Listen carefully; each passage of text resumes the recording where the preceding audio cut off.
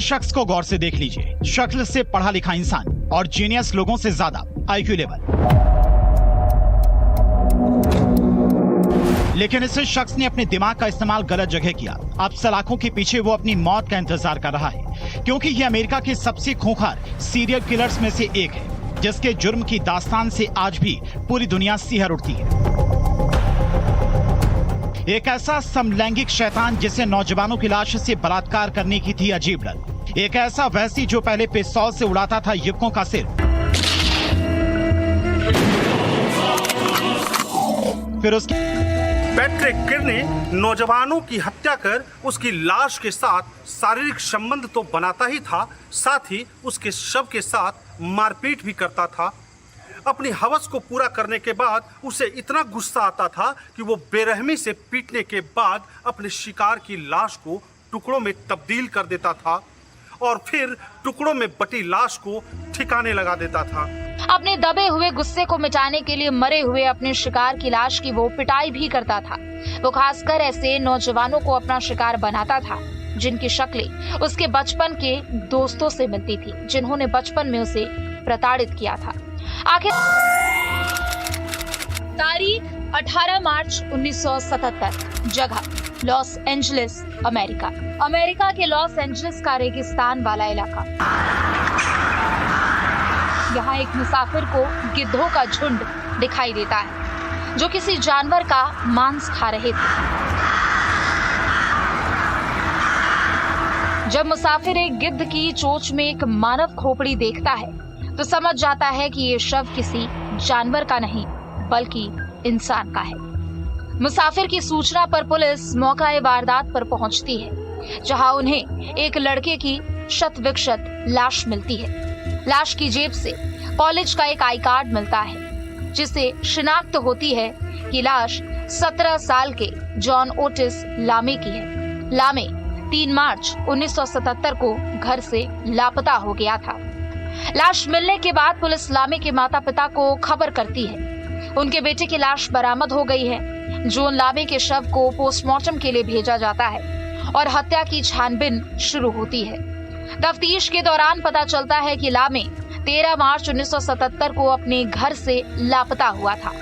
लामे का एक पड़ोसी बताता है कि शाम के करीब 5:30 बजे लामे ने उसे बताया कि वो अपने डेविड नाम के दोस्त से मिलने फ्लोरिडा जा रहा है, जो उसे स्थानीय जिम में मिला था। पुलिस डेविड नाम के शख्स से मिलती है और उस शख्स के बारे में पूछताछ करती है। जिम मालिक बताता है कि उसके यहाँ डेविड नाम का शख्स कसरत के लिए आता है, जो लामे का दोस्त भी है। इसके बाद पुलिस डेविड के घर पहुंचती है, लेकिन वो घर में नहीं मिलता। आसपास पूछताछ करने पर पता चलता है कि उस घर में 34 साल का डेविड और 38 साल का पैट्रिक रहते हैं। उनके साथ एक नौजवान भी था। पुलिस समझ जाती है कि वो नौजवान लामे ही था, जो यहाँ अपने दोस्त के पास आया था।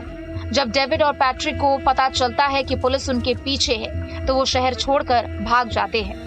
पुलिस उनके परिवार वालों को कब्जे में लेती है और उनके माध्यम से दोनों को पुलिस कैलिफोर्निया से गिरफ्तार कर लेती है।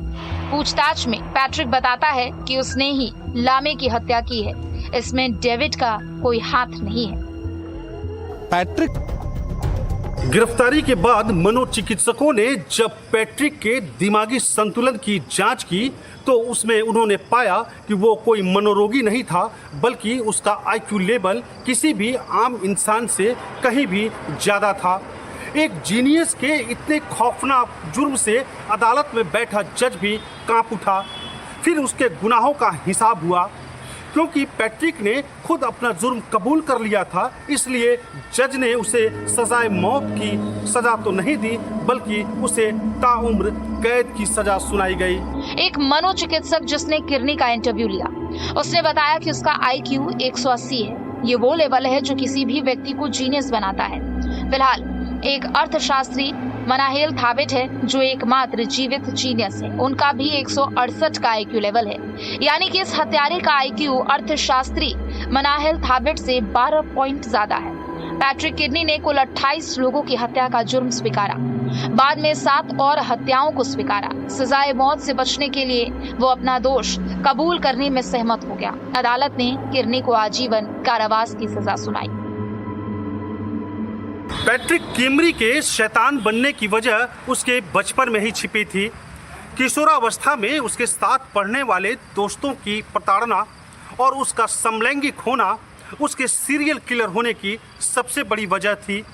जिस तरह से किशोरावस्था में वो अपने पिता के साथ पिस्तौल से सुअरों के सिर के पीछे गोली मारकर उसकी हत्या करता था, ठीक उसी तरह उसने अपने समलैंगिक यौन इच्छाओं को पूरा करने के लिए इंसानों को भी उसी तरह से मारना शुरू कर दिया। पैट्रिक किर्नी आज भी सलाखों के पीछे है, जो मरने का इंतजार कर रहा है। हालांकि किर्नी के दोस्त डेविड हिल को सबूतों के अभाव में बरी कर दिया गया।